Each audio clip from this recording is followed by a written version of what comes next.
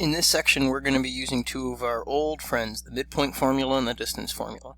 So as a way of reviewing quickly, remember that when we're finding the midpoint, the actual formula would be to take your two x coordinates, x1 and x2, divide by 2, your two y coordinates, y1 and y2, add those, divide by 2.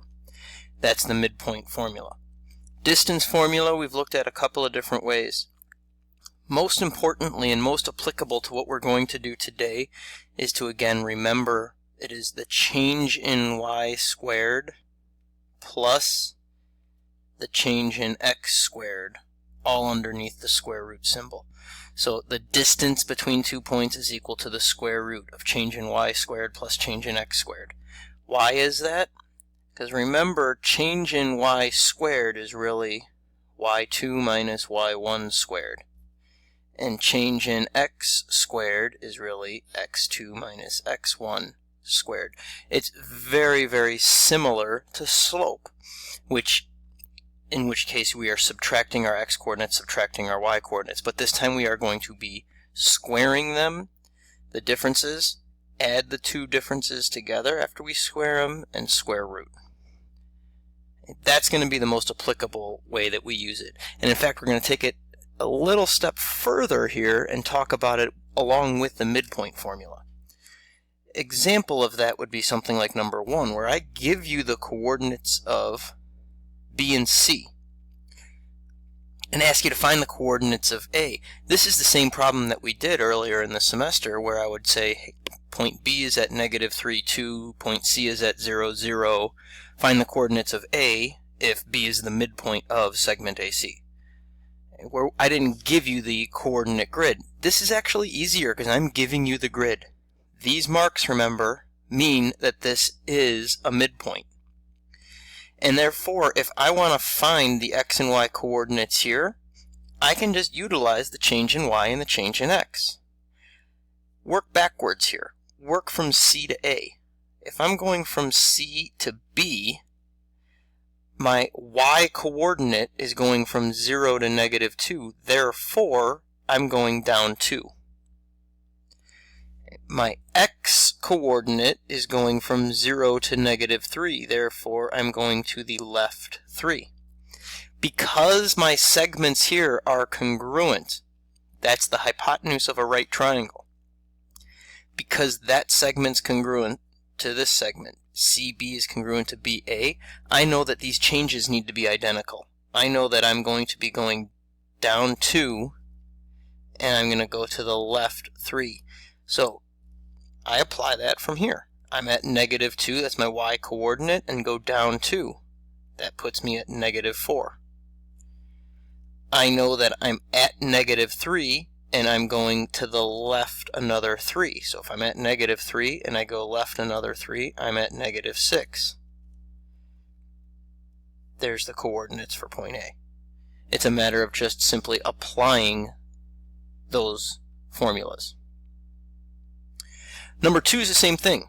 However, I'm making it more challenging because now I'm not telling you what the numbers are. I'm leaving variables in with the coordinates, but you're going to do the same thing. What we don't know is C, but we know B is the midpoint because of the way the segments are marked, and we know A is at 0, 0. Therefore, to go from 0 up to the level where B is at, that's going up 2k. Remember, x coordinate, y coordinate. 2k is how much I went up.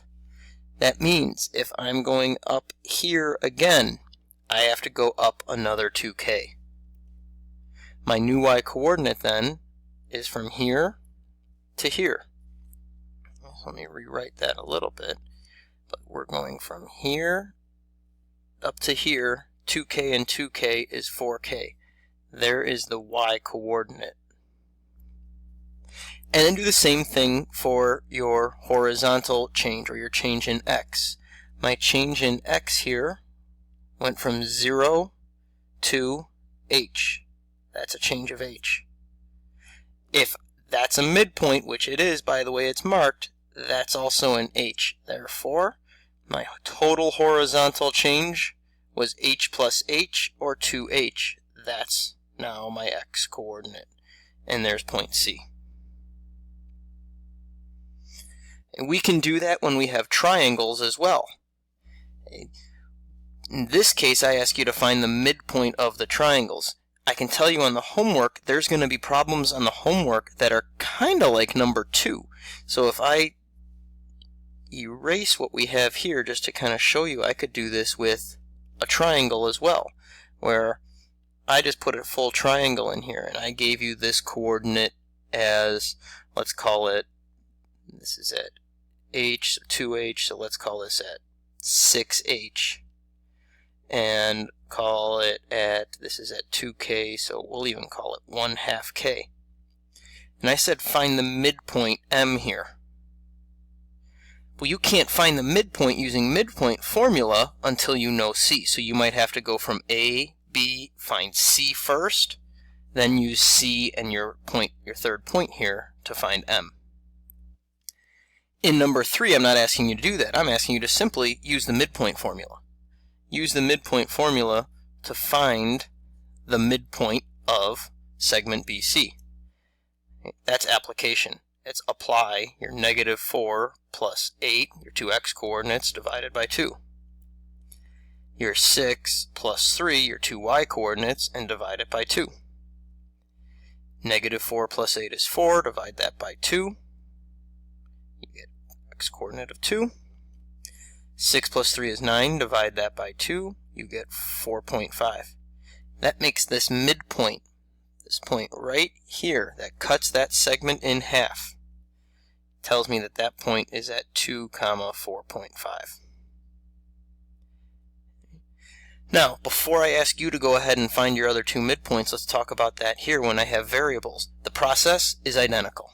If I'm finding the midpoint of segment BC, it's a process. It's taking your 2x coordinates, divide by 2.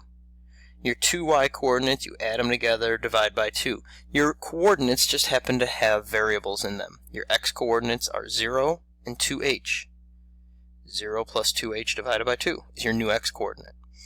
Your y coordinate is 4k and 2k. So 4k plus 2k and divided by 2. 2h divided by 2 is just h. 4k plus 2k is 6k. 6k divided by 2 is 3k. That's the coordinates here of your midpoint of this segment. Go ahead, press pause, find the midpoints of segment AB, segment AC, this segment AB, and this segment AC. When you're done finding those, unpause to check your work.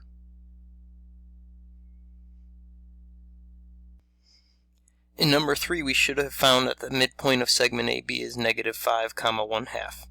Add your x's, divide by 2, add your y's, divide by 2, and that the midpoint of segment AC is 1, -1. Add your x's, divide by 2, add your y's, divide by 2. If you haven't already done so, go ahead and try number 4. In this case, we find the midpoint of segment AB, h/2, 4k. That's not correct, because it should have been 2k. Sorry about that, but it is h/2. 0 plus h/2 is just h/2, and you can leave it as that fraction. And then we find that the midpoint of segment AC is 3h/2, k. If you're struggling on that, please go back, try them again, rewatch the video, pause it, try the problems, and try it again. These will be problems that are on your upcoming test. On the next side, we start talking more about the distance formula and kind of understanding and recalling isosceles triangles.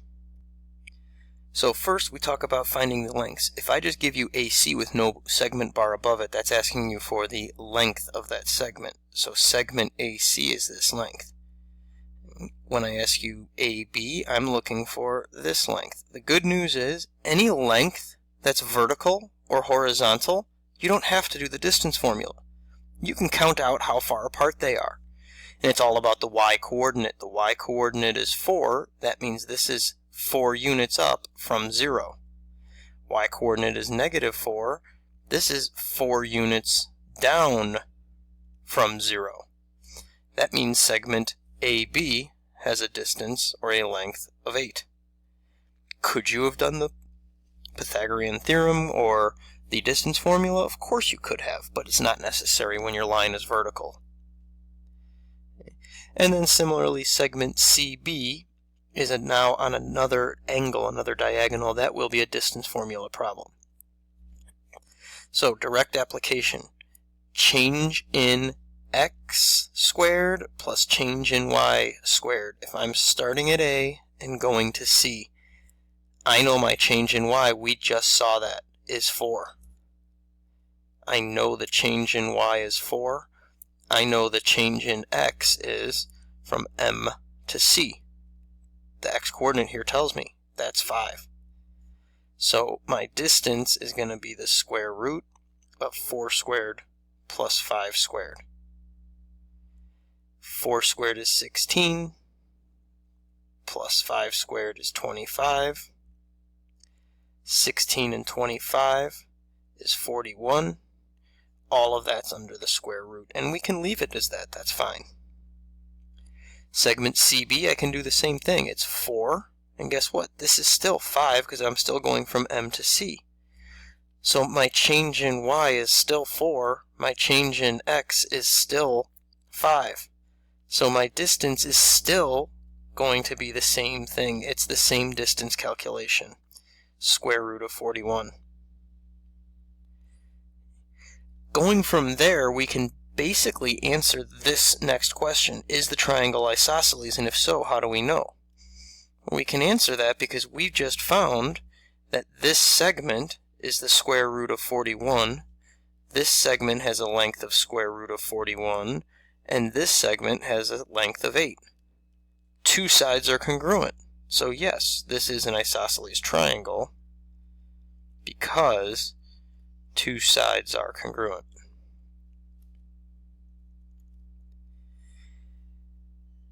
This part here, I'm asking you to find the midpoints of each segment. And I have them labeled M, P, and T. M should not be hard. That's the origin. P and T, again, we can use our change in y and our change in x. I know that my change in x is 5. I went from 0 to 5, so my new x is going to be half of that. Half of 5 is 2.5 for P. And my change in y was 4. I went from 0 to 4, so half of that is 2. That's point P. It's at 2.5, 2. Now, T, we already talked about, is the same change in y, same change in x. However, remember, my y coordinate here was negative. So this technically, I guess, could have been a negative 4, but when I square it, I still get positive 16. So this winds up being the exact same x coordinate and just the opposite y coordinate, negative 2 as opposed to positive 2. This last problem is more of an intuitive question because it's telling you that it is isosceles and that AB equals BC. So that means that this segment and this segment are congruent, which means they have the same length. So what you want to consider is that the length of this segment is the difference, since it's horizontal, and this is x, between 0 and k. That means it has a length of k. Now, because it's isosceles, this also has a length of k. What you have to now recognize, though, is this can't be the same ordered pair because this is moved to the right, this is moving up. I need you to recognize that the x-coordinate is 0, the y-coordinate is the height. The height is k. This is at 0k. That's the coordinates for A. Then the coordinates for the midpoint of segment AC is A is at 0k, C is at k0. It's the average. 0 plus k over 2 and k plus 0 over 2. It's at k over 2, k over 2. There's the midpoint of that last segment. Again, go ahead and rewatch anything from this video you did not understand. This material will be covered on your test.